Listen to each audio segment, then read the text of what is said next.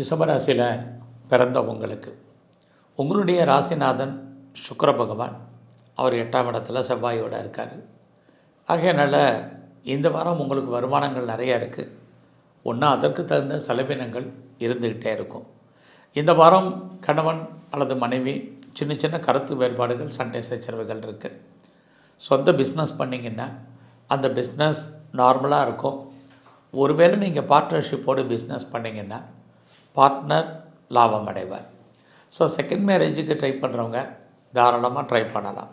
நீங்கள் ஏதாவது எக்ஸ்போர்ட் பண்ணுறீங்க அல்லது இம்போர்ட் பண்ணியிருக்கீங்க, உங்களுக்கு அவுட்ஸ்டாண்டிங் பணங்கள் எதுவும் வராமல் இருக்குன்னா இந்த வாரம் வரும்.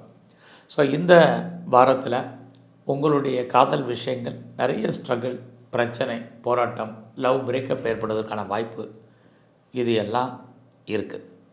ஸோ இந்த வாரத்தில் நீங்கள் யாருக்கெல்லாம் பணம் கொடுக்குறீங்களோ அந்த பணம் திரும்ப வருவதற்கான வாய்ப்புகள் ரொம்ப ரொம்ப குறைவு.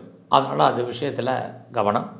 இந்த வாரம் உங்களுடைய சர்வீஸை பொறுத்த வரைக்கும் பிரமாதமாக இல்லை. அதனால் வேலையில் கவனமாக இருங்க, வேலையில் கான்சன்ட்ரேட் பண்ணுங்கள், ரொம்ப ரொம்ப எஃபர்ட் எடுத்து பண்ணுங்கள். அப்படின்னால் மட்டும்தான் ரொம்ப நல்லாயிருக்கும். உங்கள் கூட இருக்கக்கூடிய கொலீக்ஸ் உங்களுக்கு உங்களுடைய வேலையில் சப்போர்ட் பண்ண மாட்டாங்க. உங்களுடைய சுப்பீரியர் மட்டுமே உங்களுக்கு கோஆப்ரேட் பண்ணுவாங்க. இது இந்த வாரம் இருந்துக்கிட்டே இருக்குது. இந்த வாரத்தில் நீங்கள் எடுக்கக்கூடிய முயற்சிகளில் நிறைய ஸ்ட்ரகிள், பிரச்சனை இருக்குது. எல்லா விதமான உறவுகளுடைய தொடர்புகளை பெரிய லெவலில் மெயின்டைன் பண்ணுங்கள். இதுவும் இந்த வாரம் ரொம்ப முக்கியம்.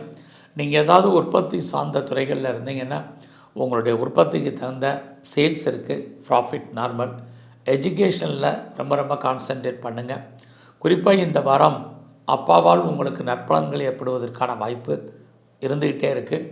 லாங் ஜேர்னி போகணும், நீண்ட தூர பிரயாணம் பண்ணுறதுக்கான வாய்ப்புகளும் இந்த வாரம் இருக்குது. அதற்கான சூழ்நிலைகள், அதற்காக ரிசர்வேஷன் பண்ணுறதுக்கான வாய்ப்புகள் இதெல்லாமே இந்த வாரம் உண்டு.